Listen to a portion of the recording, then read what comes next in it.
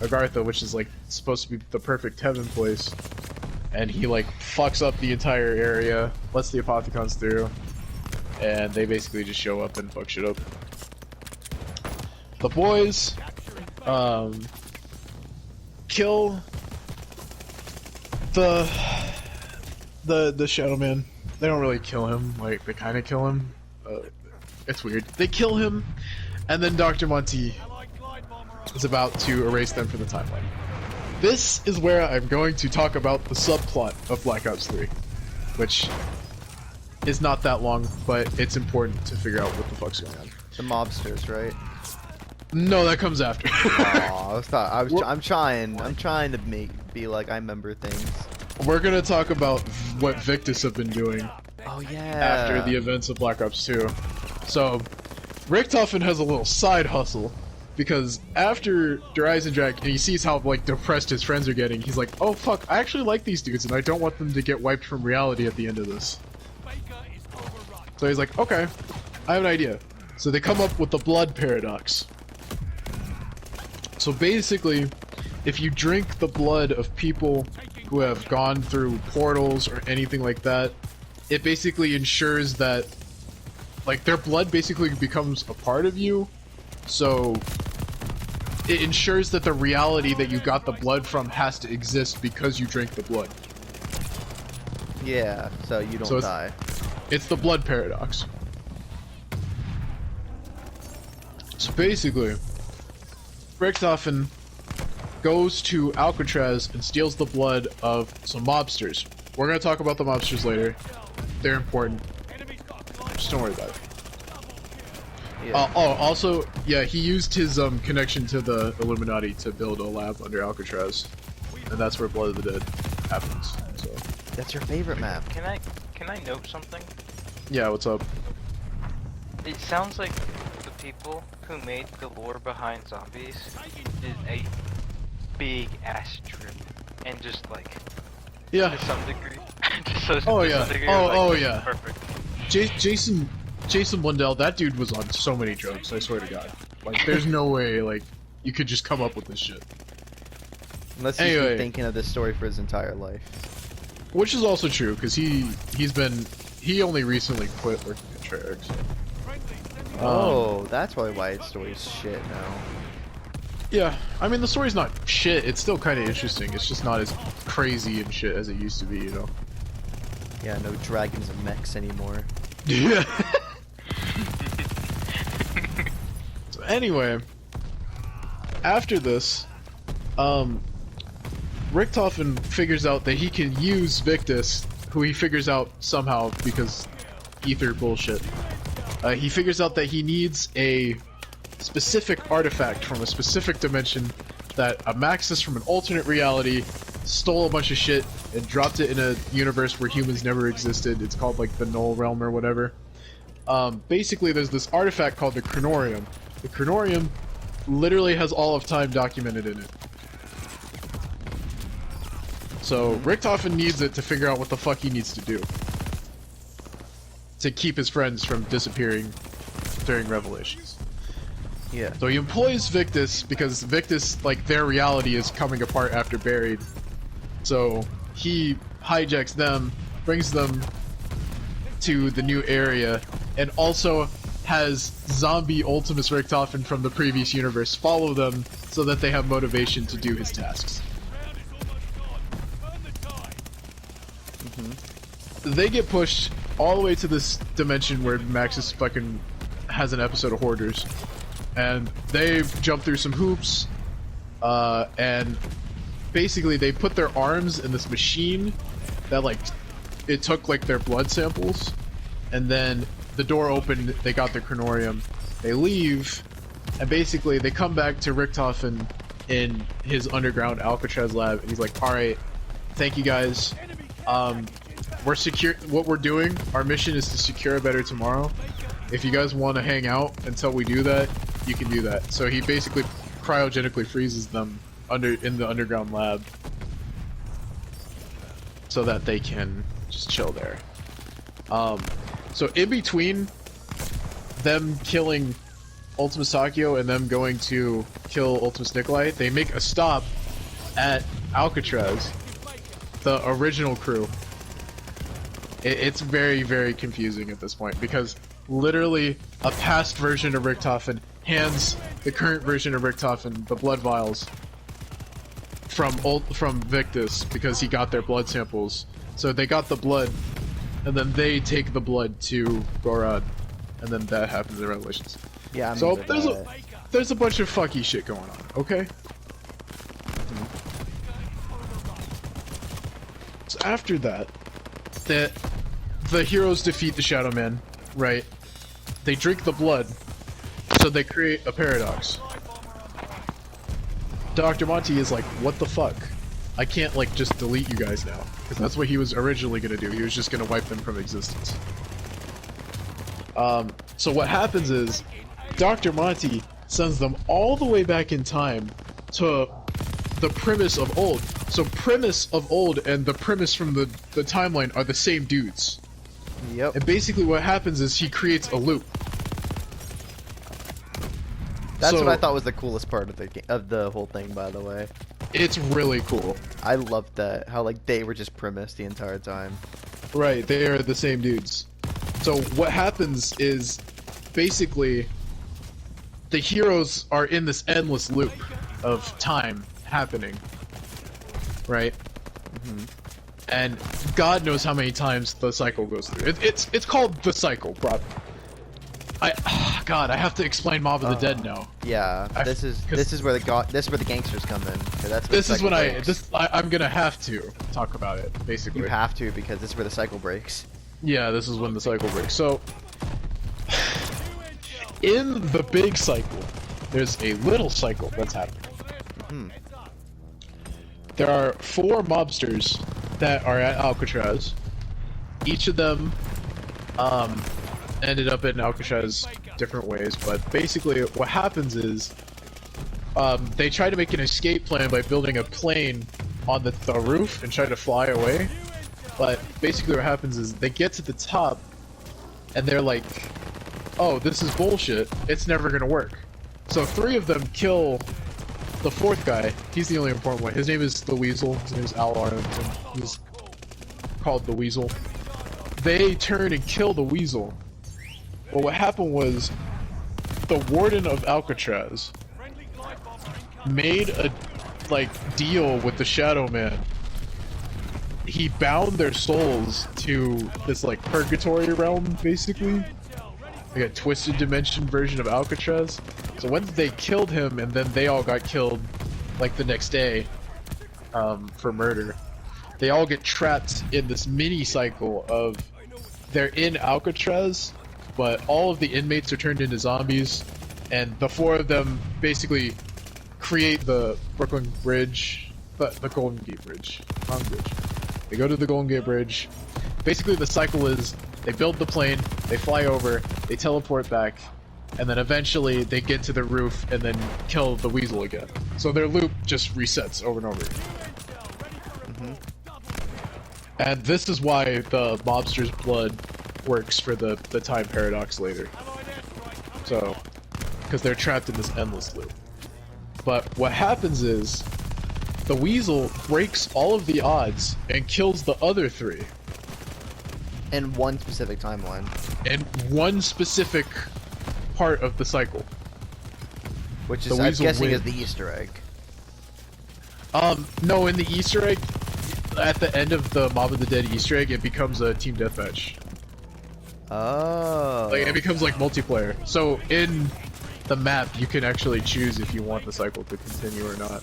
Oh, that's cool. So all 3 of them are fighting the Weasel. Yeah. But the Weasel, all of the zombies on the map are targeting the other 3, and Brutus doesn't attack the Weasel. Oh, that's cool. Yeah, that Easter egg is really cool. Anyway, basically, the Weasel wins in this very specific time.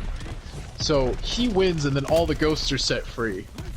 The spirits are set free from this cycle. So when Primus show up to get the blood vials, the Warden is not distracted by the mobsters, and he destroys their portal out. So they get stuck in Alcatraz. Yeah. Also, they're late as well. I remember that too. Yeah, they're also slightly late. It's cause other stuff is happening. That's part of like why they like notice that there's something wrong with the cycle, because they show up and it's like just empty. Mm-hmm. They get teleported to the wrong place, so Richtofen's like, wait, something's off. So they show up, they walk down to the lab, and the next version of Primus Richtofen from the next cycle that was gonna happen, he rereads the Chronorium and figures out what the fuck's going on. And he's like, oh shit, I gotta get the fuck out of here. So he leaves the Chronorium with Primus, and he just dips. He's gone. Richtofen rereads the Chronorium and figures out what he needs to do, but basically he goes through denial, because he doesn't want to do what the Chronorium tells him to do. So what the Chronorium is telling him to do is he needs to sacrifice his life by like basically draining all of his blood so that they can generate another portal and leave. Mm-hmm. He's like, yeah, fuck no, we're not doing that. So the Blood of the Dead Easter egg happens, they do a bunch of bullshit, it doesn't really work. In the end, they go and fight the Warden, and he gets ensnared in a machine, basically, and it starts draining all his blood. At the same time, they activate a cryopod, and then I think this is actually the dumbest shit in the storyline. This is the part I know really well because I've watched your guys' video on it. I've seen a lot of dumb shit happen in the storyline, but I think this is the dumbest shit. So the Primus Richtofen from the previous iteration of the cycle somehow got to teleport himself to a cryopod in Alcatraz way in the future. So a cryopod opens up, and then it's Richtofen from the Great War steps out with the Firestaff crystal. I know we didn't talk about all the wonder weapons, but it doesn't matter. Pops out with this like crystal that can basically one-shot zombies. He walks out to the battlefield, kills all of the zombies, and then Richtofen's just in this thing. Our Primus Richtofen is in the machine getting his fucking blood drained. And then basically all of this shit happened so that Nikolai could keep his soul. Because all of this shit happens between when they kill Takeo and when they kill Nikolai. So they've officially broken the cycle. So after this, Great War Richtofen changes back into normal Richtofen clothes for some reason. They haul me up. Other Richtofen sadly dies. It's really fucking sad if you ever seen it. But he gets just murdered. And then they leave to the Pentagon. So now this is where I get to talk about Ultimus again. So apparently, Ultimus, after they were on the moon, they get teleported by the Americans at the Pentagon back to the Earth. At this point, they are completely insane. So they actually get teleported back in time before they blew up the Earth. Oh. So they get teleported back, and they're sitting in a hangar. Basically, they're locked as prisoners. While this is happening, after Shangri-La, a similar thing happens to like when they shot the Wonder Weapon and they get teleported. So while they were at Shangri-La, they shoot the Wonder Weapon on that map. It's called the Baby Maker. They shoot it while they're on a teleporter, and they get teleported to the Pentagon. Oh, that's where the that's classified. Yeah. Yeah. So they are at the Pentagon. They fight off the zombies, and then eventually they just leave. But you don't play as the Ultimus from the moon. You play as the Ultimus from Shangri-La. It's complicated. Whatever. So after this, so they get teleported down from the moon. They're all like basically catatonic, because they've been up in Element 115 land for like 4 years, like God knows how long. The other three eventually wake up, but Richtofen's body is basically like brain dead because Maxis took Samantha out of his body. So he's basically brain dead. The zombie Richtofen from the previous timeline, who helped Primus Richtofen get Victus's blood, he somehow teleports to this reality, touches his comatose body, and transfers his consciousness into his old body. So basically he's just Ultimus Richtofen again. Huh. So after this happens, they all four wake up, and they're like, okay, I thought we blew up the Earth, what the fuck is going on?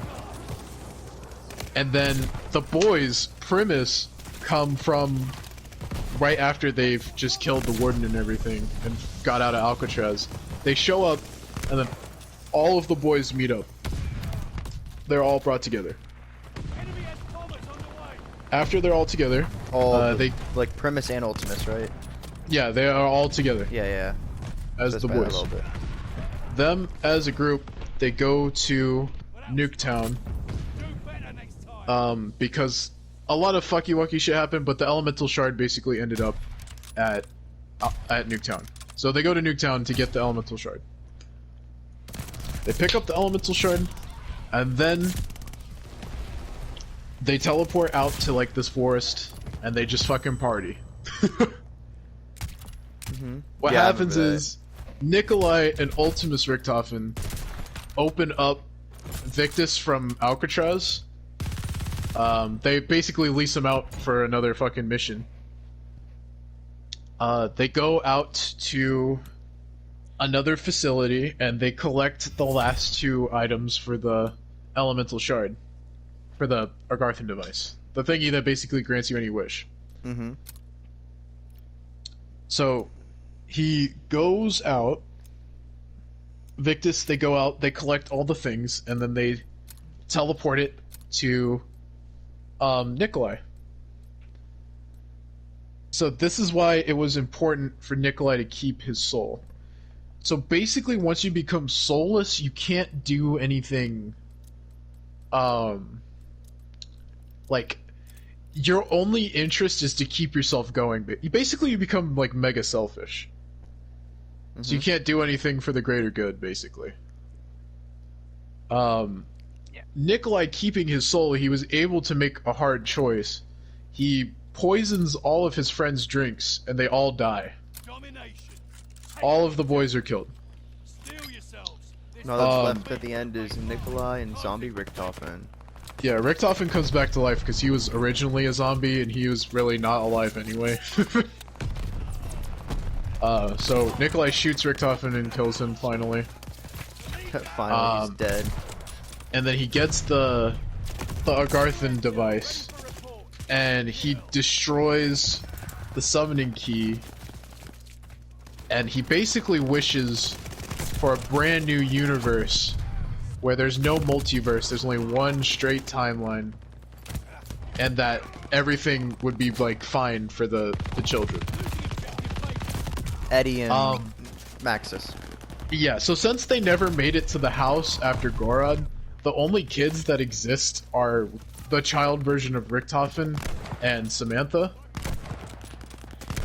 So they pick them up while they're at Nuketown. It's not really that important. I mean, it is important, but it's not that important. It's important the fact that they're there. Yeah, it's important that you know that they survive. So Yeah. basically, Nikolai gives Samantha a gun, and he says, "Yo, shoot me," and then walk into the light. That's what he says, and you know they comply with it. They kill Nikolai. He's the last one to go, and then the universe basically collapses. Everything from the old timeline gets banished into the dark ether, like everything from the multiverse and all that spaghetti bullshit. It all gets swept under the rug, and then it creates a brand new timeline where they can live peacefully. Or that's what you thought until we made it to Cold War. So we make it to Cold War. We flash forward to. I guess we actually have to start with World War II fucking again, because you know the fucking Germans don't know when to stop poking around and shit they shouldn't. So we flash forward. I guess we're technically flashing back, forward. Whatever. Samantha and Eddie are in this new universe, and they got placed they got displaced a little bit. So they're Samantha's 30, but if she was put back in the timeline where she should be, she'd be a lot older. Cause she was born in the 40s. But she's 30. But what happens is we go back to World War II. The Germans are fucking desperate. They build a fucking particle accelerator. They smash some atoms together and they rip open a hole to the dark ether. So shit starts pouring into the perfect universe again. Zombies mimics, come back. Disgusting. Yeah, all of that bullshit starts pouring into the dark ether. Back from the dark ether. And then the Germans are basically like, oh hell nah. We don't need this shit plus other shit. So they just dip. They just fucking leave. Eventually, the Soviets are marching back towards Berlin, you know, they're closing in. Yeah. And they come across the old science experiment that they were doing where they were punching holes in reality and shit. They make it there, and then they immediately find zombies and shit, and they're like, what the fuck? So they kill the zombies. And they send our lad Zykov. He's important. Remember him for later. Our boy Zykov, he gets put through the dark ether, and basically he shuts the portal from the other side. The portal's shut. It lays dormant for 40 more years. And then people rediscover the crazy ass shit they were doing in that bunker. In Russia, they come up with a new group called Omega. More military based and less just brain based. They send their boys out there, they reactivate the collider, they reopen the portal, and then zombies start coming through the portal and shit again. The CIA creates a new division called Requiem, and they send their boys out there to close the portal. They go out there, they close the portal, they fucking tactical nuke the area. It's pretty funny.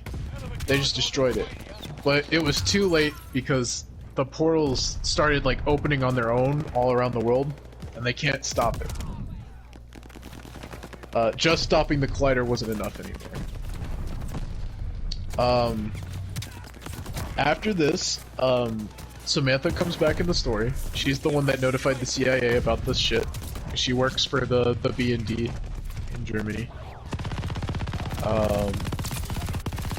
After this, she goes out to Vietnam for some reason because she hears that there's Omega activity out there.